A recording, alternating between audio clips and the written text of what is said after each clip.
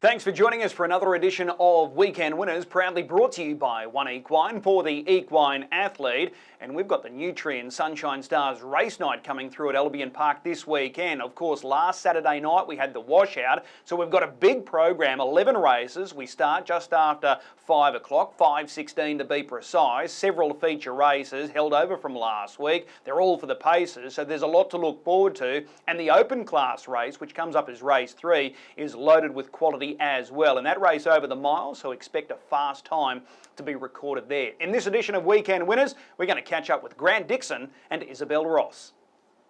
Grant Dixon joins us to go through his runners tomorrow night. Busy night. We've got 11 races. The Dixon stable have 20 runners, so it is going to be busy, busy, busy. Grant joins us now. Grant, appreciate the time. Hey Chris, how you going? Really well. Bombardier Jujon, race 1, number 6. Is this a sticky draw for him tomorrow night? Yeah, Chris, it looks hard. I'd say from the wide draw, you just have to just go back and be driven for luck. He's racing quite okay, but yeah, the draw might be a bit too much for him. Okay. His recent efforts have been good, as you said. Does the distance help? If it was a mile, it probably looks really challenging, but the fact that it's 2,138 metres, does that help him? Yeah, I think that suits him more than the quick miles, but he is quite versatile, but like you say, the draw's tough, so yeah, you just have to be driven for luck, I think. He's one of the unsung heroes of your stable, isn't he? He's a ripper. Yeah, he's a cool little horse. Yeah, he's normally fronts up and keeps running a lot of the same races week in, week out. All right, race 2, 2 runners here for the stable. Better Than Popsy, We Always Have Faith, and both are in good form. Firstly, Better Than Popsy, Trista drives. His recent efforts during the peak of the creek were really good. Are you happy with this guy? Yeah, he's been good. He's been, like you say, been racing in good form. The draw's there. Yeah, I think he can run the top 3. He doesn't probably win out of turn, but the draw helps, and I think he's in reasonable form. What about We Always Have Faith, last start winner? Does that give him a lot of confidence? Yeah, like he's probably the same. He doesn't win out of turn, just needs the right sort of run, and he'll probably just have to float back and then just come with one run if they run at a bit of a tempo. Okay, race 3 tomorrow night. This is the Open. It's drawn together a really good field. Now, Tim's a trooper. He's first up. He's been off the scene for some time. What's going to be a pass mark for you in this race this weekend? Oh, look, long as he, finishes off and gets through the line nice. The finishing position's probably not the be-all, end-all with him. It's a hard race, tough draw. We'll be driving him conservative and just looking after him up the fence probably, and just hoping that he finishes off and pulls up okay. It's been a long sort of program with him to get him back to the track, and hopefully, I'm sure he'll keep just getting better with each run if everything holds up right with him. Yeah, were you happy with the trial? Yeah, Trista was pleased with him, and yeah, obviously with this grade they've got to be super fit, and it does take them a while just to get drop back into it. That's for sure. Yeah, they'll run a bit of time here too when you look at that front line. Yeah, like they just seem to run time in all sorts of races now at Albion, so the Open's always the hardest, so yeah, it'll be tough. All right. Race 4, 2 runners here. Bold Medley, Jujon, Ark and Wicked. If you were to pick one, which way are you leaning here? Oh, look, I think Ark and Wicked's the better of the two horses. Bold Medley's got a bit better draw. But it's an even sort of race. I think there's multiple chances. Just depends who gets the right run. Okay, Bold Medley Jujon likely to go forward. He does have early speed. Yeah, I think he'll have to go forward to get in, and another horse more than likely have to go back from the draw. Yeah, he is the class horse in that field though. When you look at it, Ark and Wicked. Yeah, he's done a nice enough job. He's probably just not going quite at his best at the moment, but he's just been a bit overweight, and hopefully we can get on top of that and get him back to his right form. Yeah, we've all been there, no doubt about that. What about race 7? This is the Colts and Geldings final, 4 runners. Now, happy as can be. He looks to be the major player here for the stable, but he's got to overcome gate 7. What did you make of that prelude effort? Yeah, I thought there was quite a number of good runs in the prelude, and I was more than happy with his run. I thought he could win the race from a good draw, but he will just need a bit of luck from that alley somewhere to win. I think he can still place with moderate luck. He's just a neat little horse, no star. Yeah, but he's a pleasure to have, and I think that if he just get a pinch of luck somewhere, he'd go close. But the draw's just sticky. Okay, does the extra week help any of these horses, or doesn't make much of a difference? No, I don't think so. Dale was happy enough last week where they were at, and we've just ticked them over this week, just, going again. A lot of them are ready for a bit of a blow. It's been a bit of a long-winded season for them, but they seem bright in themselves, and we've had a good week with them, so hopefully we can get some joy somewhere. Okay, of the other trio, Adam Sanderson outlined last week that he expected a race for Riches to run a good race. Do you agree with that?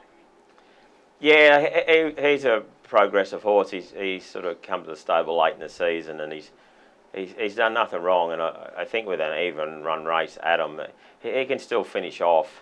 And I don't think he's out of it, but he'll just a bit the same as the other fella from 7. He just needs something to work out and go his way. Okay. Race 8, this is the mare's quali. It's the quali B, but it's a very even field here. The Vixen's your representative, drawn 2 off the second row. You've thrown the keys to Robbie Morris. Can she show up here? Oh, look, she's been racing okay at Redcliffe, and I think it's a reasonably graded field. She's probably a mare that's short of top-end speed, so if they did happen to run it upside down, she could be one of the ones, running home at the end if they did run it hard and upside down. All right. Race 9, this is the 2-year-old fillies final. Cool and Classy is the clear favourite. She's only had that one defeat. That was in the Proto Star behind Fader Waits. Are you really happy with the way she's progressing this campaign? Oh, look, she's trained really good this week. She seems good in herself. Obviously, the draw's hard, but she's good enough to overcome it. There's a few fillies run good races through the prelude. Like I do like our other filly in at 1. She's really quite fast, and I think she's sort of come a long way quick just late in the season. But we've got a lot of time for Cool and Classy. I don't think she's sort of too far off our colts. Okay. Just with Ruby Rules, the start's going to be important here. Can she hold Sugar Rush in gate 3 at the start? Look, I'm not 100% sure. She obviously will be endeavouring to, and she's not without a winning chance herself. If I have bad luck on Cool and Classy, that's for sure. Okay. Race 10. This is the other 2-year-old classic for the horses that sold for 25 and under. Got the Glow, Sister Juge on Ahoka, Red Robin Juge on Ultimate Arc. Got the Glow. Looks like she's going to run favourite here. Drawn barrier 1. Is that the right draw for her? Oh, look, I think she should be able to make use of it. We've been happy how she's been leaving the gate. I was happy with her run in the heat. I think, obviously Trent Dawson's ones that they run good races last week or fortnight ago now. They're obviously the ones to beat. Ultimate Art run a reasonable race as well. It's just he had no luck early and copped the check. So I think it's a winnable race for her, but there is multiple chances, that's for sure. Of the 2 Trent Dawson fillies, Leave It to Lucy and Miss Crunchy, which one do you fear more? Probably Miss Crunchy because of its great gate speed, I think. Yep, okay. Well, that should be a good race there. And the last, this is a good 3-year-old race. Ironclad, I think the start's going to be crucial here. He's drawn gate 2. Are you happy with the way he's coming along? Yeah, we've had a good week with him, and he seems like he's trained along. I think that he'll run a much better race tomorrow night. But like the McMullen team, Turpin team there, they've got some good 3-year-olds in it, and I think there's quite a few of them will be hard to beat. Okay, over the mile, would you prefer this race at 2100 for Ironclad? Oh, look, I think he's reasonably versatile. I don't think the distance is the be-all, end-all with him. It's probably just position and running, I think. Okay, busy night for the stable tomorrow night. Which one are you most looking forward to? Oh, Cool and Classy for sure. Okay, that's in race 9, horse 6, Cool and Classy. Grant, as always, appreciate the time, and we'll see you trackside. No worries, Chris. Cheers. Isobel Ross is no stranger to Queensland. She's back in her home state. She's down in Bathurst with Amanda Turnbull. As we know, Amanda Turnbull out of action indefinitely at this point in time, so she's answered an SOS and she's picked up some good drives here on the weekend. Isobel, appreciate the time. Thanks for having me, Chris. Your first drive on Saturday night, race 2, number 11, Racing Time. Now, he's fit, he's in form, he's a last start winner. How do you rate his chances this weekend? I think he'll go really close, Chris, even with that second line draw. I'm just going to punch through early and sort of see where we end up. Even if we end up doing it the tough way, he is a tough horse and sort of can stay more focused being in that position, but I do really like his chances. Okay, he proved how tough he was last time out because he had to do all the work and still prevailed, so he's got some strength. This looks a really open race, so there's no standout, so that probably gives you a little bit more confidence as well. Yeah, Amanda said she actually was trying to press for the front his last run, and he sort of just pricked the ears and had a gaze, and she said he just focused a lot more in the chair and he was quite comfortable in doing it. She said still had plenty in the tank. Okay, you haven't driven this guy previously though, have you? No, plenty of times at home, but never at the races. Okay, so you are familiar with racing time then? Yeah, I drive him plenty of times at home. I've just always sort of had another drive in the race that Amanda's driven him, and she gets along with him good too. All right. What about race 5? You're down to drive number 6 here, Works For Me, for Chris Barsby. First time behind this mare. Last couple, just a little steady, but a first up winner 3 starts ago. Do you give it some sort of chance here? Oh, hard to say, sort of with the draw and her forms, her last couple, Chris. But when she was back at home in Bathurst, I did really like her. She was in form and sort of just vapoured off a little bit since she's come to Queensland, but she might be thereabouts. Okay. Early thoughts on what you do at the start here. Do you press forward or you just sort of grab up and float back? I'll probably just grab up and float back. There's a little bit of speed on the inside, and we'll just have to talk to Chris and see what he wants to do too. All right, well, that's Works For Me. Keen to get your thoughts here on Donegal Luther in race number 6. He looks like he's found the right race. He's been chasing home the likes of Swayze, Leap to Fame in recent starts. He's made it for the Inter Dominion. Can he go down to Newcastle next Friday night with a win next to his name here? I think he can, Chris. I've got a lot of time for this horse, and so does Amanda. We have a big opinion of him. He just is a victim of circumstances most of his last starts. I'll definitely be pushing the go button at the start with this fella. Hopefully we can cross and just dictate it from there. Okay. Given the fact that you guys do rate this horse, is that why you've tested him against the absolute best in recent times? Yeah, and he hasn't disgraced himself either chasing those good like Larry and Swayze.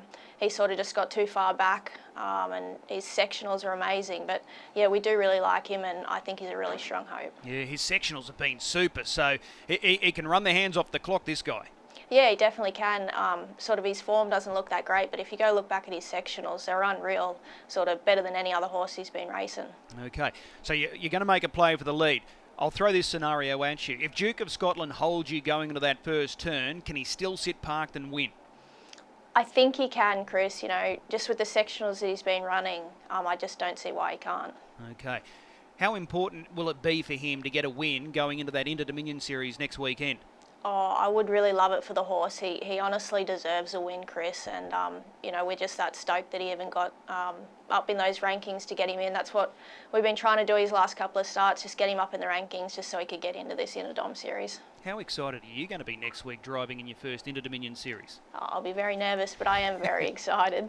Too right. Good to be. And your other drive, this is a key drive. This guy's the favourite, Stay Foolish, for this final, this 2-year-old Colts and Geldings final. Your record with this horse is phenomenal. So he's won 3 races. Twice you've driven him and he's scored. Yeah, I actually drive this little fella at home. I always drive him. Amanda rarely sits behind this little fella, so I'm actually really happy to get back behind him at the races. Every time he's stepped out for me, he's just shown that he's just a nice little handy type. Okay, what do you make of the draw, gate 6? I'm happy to get a front line draw, Chris. There is a little bit of speed to go inside, so whether we push the go button or not, I'm just going to weigh that up that first 50. He does fly the gate though, so I sort of would be keen to press forward. If he was able to find the front, is he good enough to take them all the way? I think he is, Chris, definitely. His run in the heat was awesome off that second row draw.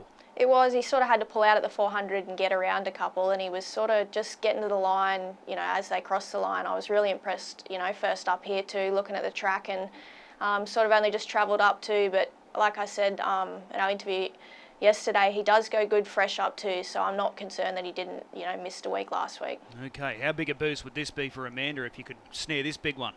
It'd actually just be a dream, really.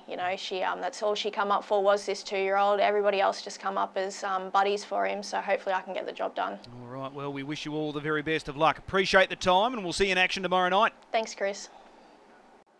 As always, a big thanks to our two drivers giving up their time and insights ahead of the weekend, Grant Dixon, Isobel Ross. We wish them the very best of luck on this big program. Now, we need to find a winner for Saturday night, and we've got to be patient. The best bet, like last week, race 10, number 1, Got the Glow. I think she's got the perfect draw. I think it's a perfect race setup for her, and I'm keen on this Grant Dixon filly. He gave a good push for her. Obviously, his best of the night was Cool and Classy for obvious reasons, but I think this filly will go very, very close. So we're going to mark her as the best bet. Race 10, number 1, Got the Glow. If you are gambling this weekend, please do so responsibly. We've got a great night in front of us on Saturday night, 11 races, and we start at 5:16.